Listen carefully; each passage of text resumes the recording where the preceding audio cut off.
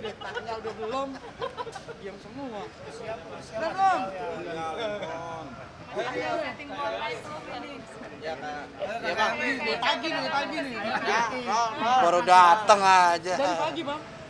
Apa? Bang, agenda hari ini nih, Kapolda Kapolda Bang. Hari ini agendanya yang pertama Ica diperiksa klarifikasi atas laporan polisi yang dibuat kemarin minggu lalu, tepatnya minggu lalu, kaitan laporan pencemaran nama baik yang dilakukan melalui media YouTube di akun Denis Syarista terkait omongan Ica dituduh menggunakan narkoba. Salah satunya itu. Ini terkait sama mantan suaminya ya Bang? Ya, salah satunya itu. Yang dilaporkan.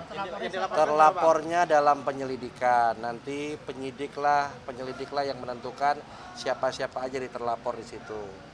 Yang jelas kita laporkan adalah dugaan tindak pidana pencemaran nama baik dan atau fitnah melalui media sosial akun YouTube. Pemilik akun itu bisa terlibat juga nggak Bang? Saya tidak bisa menyampaikan apapun, nanti penyidik yang menentukan apakah pemilik akun, tapi yang jelas yang di sini yang dicemarkan nama baiknya klien saya Marissa Ica yang disebutkan, yang disampaikan oleh mantan suaminya. Ini awal ya? Ini awal, karena kan baru buat laporan polisi, baru klarifikasi pertama. Ada berapa pertanyaan? Ica, tadi di dalam. Ica boleh buka kacamata. Lagi bengkak matanya. Ya udah masker boleh kan kita pakai masker. Sekitar 20 pertanyaan. 20 pertanyaan. Seputar apa aja mungkin? Ya biasa, salah satunya tentang akun yang ditanyakan itu. Siapa pemilik akun ya kita sampaikan akunnya apa, judulnya, menit keberapa, jelaskin semua di situ. Ica, tapi kemarin saya meliput mantan suaminya, dia ngelaporin balik ke Ica dan dia bilang juga memang salah satunya tadi katanya pernah pakai barang haram bareng-bareng sama Kak Ica. Itu gimana sih? Ya itu nggak benar semua. Nanti Itu kita tidak- lihat aja dari hasil, kan dengan aksi kami saling lapor dari pihak kepolisian yang bisa menilai mana yang benar mana yang salah. Saya nggak mau terlalu baik bicara. Intinya di sini saya yang amat sangat dirugikan karena saya tidak ada masalah dengan orang tersebut. Dia datang lagi di kehidupan saya dan mencemarkan nama baik saya gitu. Begitu saya diamkan kok semakin banyak pencemarannya gitu. Mbak Ica maaf mungkin ada permasalahan yang belum kelar. Dilaporin balik gimana Kak Ica? Kak Ica sendiri? Nggak ada masalah. Orang mau melaporkan balik silakan. Itu kan hak seseorang untuk membuat laporan polisi. Mbak Ica mungkin ada masalah yang belum kelar dulunya. Ya seharusnya kalau dia punya masalah yang belum kelar sama saya, kalau dia bilang saya ada dugaan penggelapan harta gono gini, seharusnya kan saya bilang ke pengadilan. Kenapa ke wartawan terus? Kenapa kok menyerang dan memfitnah saya yang enggak itu sudah agak aneh ya. Sampai Orang ini kan dari anta beranta atau muncul, iya. ya kan? Kalau enggak karena ya maksudnya mohon maaf banget kalau enggak karena Pansos lah, udah langsung aja pada intinya. Kalau bukan pansos apa lagi sih? Mbak Ica tapi sebenarnya Iya. gimana masalah bunuh gini ini seperti apa mungkin? Makanya gini. Kan dia menyebutkan gono gini, apalah segala macam. Ya kalau misalnya memang ada, silakan ke pengadilan. Kalau memang ada, nggak usah ngomong-ngomong. Ngapain ngomong-ngomong bicara kemana-mana? Ya kan? Sampai akhirnya ngomongin yang lain-lain mengenai narkoba lah, inilah, ustadz lah, segala macam. Nah semuanya itu kita bikin laporan polisi.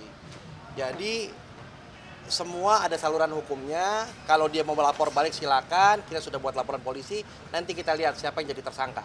Oke? Sebelumnya ada komunikasi nggak dari pihak suami sering nelfon apa Enggak. menanyakan segala sesuatu? Dia memang sempat menanyakan ke saya perihal rumah. Saya udah jawab baik-baik bahwa saya merasa rumah itu seperti yang saya ceritakan, saya tidak pernah mengada-ngada dengan apa yang saya sudah katakan.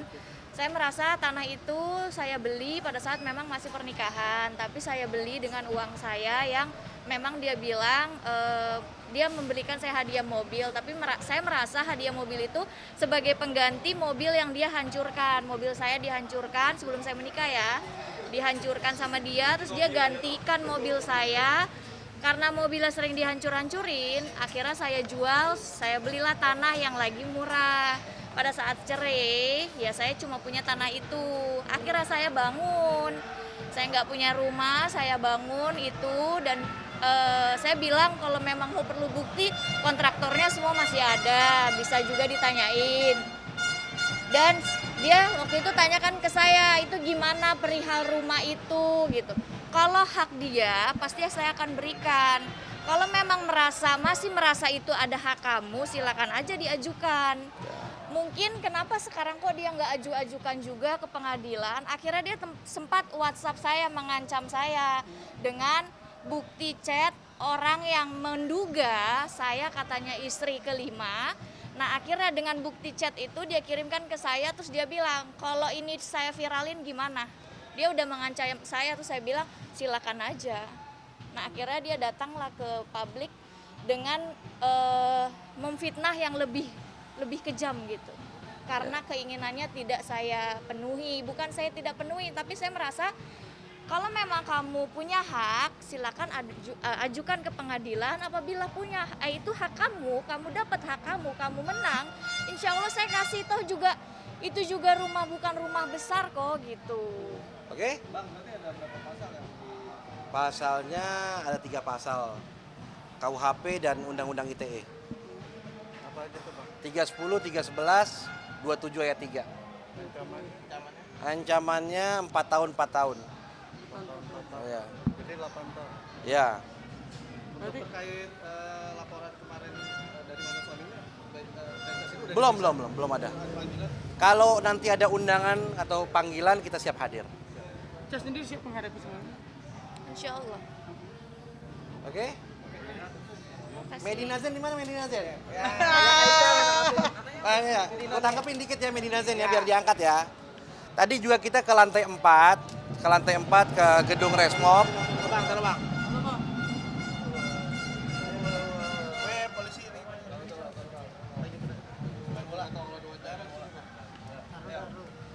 Tadi saya juga ke lantai 4 menanyakan kepada penyidik yang menangani perkara laporan Marisa Ica. Karena kan tahapnya sudah P21 dan harusnya bisa dilimpahkan ke kejaksaan. Yang mana Medina Zen kemarin alasannya sakit. Dan sekarang sudah kita kirimkan kembali panggilan kedua untuk bisa dihadapkan ke kejaksaan. Sampai saat ini batang hidungnya tidak muncul, menghilang di telan bumi, hanya muncul pengacaranya saja. Ya saya berharap dengan surat panggilan ini dan teman-teman media meliput ini semua bisa Medina Zen hadir untuk bisa memenuhi panggilan penyidik, untuk bisa dilimpahkan ke kejaksaan, untuk bisa disidangkan di pengadilan. Bang, informasi kan dari pengacaranya masih sakit dong. Iya, sakit. Surat sakitnya mana? Sakit di mana? Apakah di rumah sakit atau tidak di mana? Karena setahu saya terakhir yang saya dengar dari teman-teman media sudah keluar rumah sakit. Iya, memang dirawat di rumah, Bang. Ya, makanya. Ya itu nanti kan polisi juga punya dokter yang bisa mengecek, double check, meng-cross check kebenaran sakitnya dia ini. Jadi jangan bersembunyi dengan penyakitnya itu. Ya.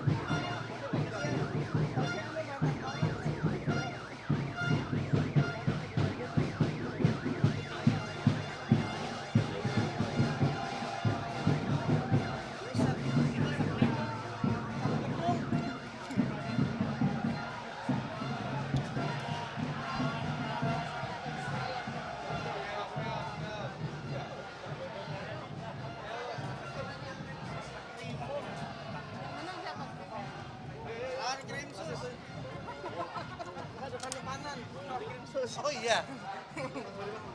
Ewan. Kalau Kak Ica sendiri gimana Kak Ica tanggapannya terkait Medina?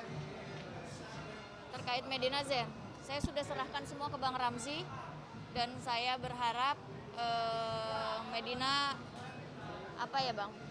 Ya bisa mempertanggungjawabkan lah. Ya dengan apa yang pada saat dulu kan sama ya kasusnya sebenarnya sama-sama saling lapor, sama-sama merasa dicemarkan nama baiknya. Dan akhirnya dari pihak kepolisian bisa menilai mana yang layak dan pantas dan memang wajib untuk diproses dan akhirnya kita sama-sama saling membenarkan diri, sama-sama saling merasa dirinya benar.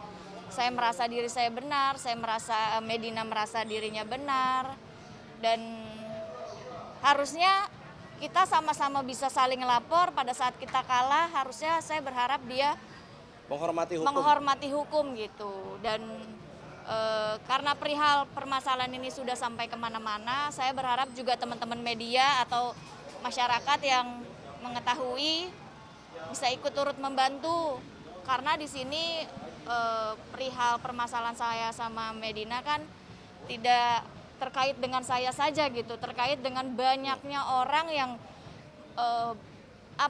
mengeluh kesah kepada saya bahwa duitnya miliaran gitu di Medina yang sampai saat ini dia tidak bertanggung jawab gitu. Bahkan menurut saya etika untuk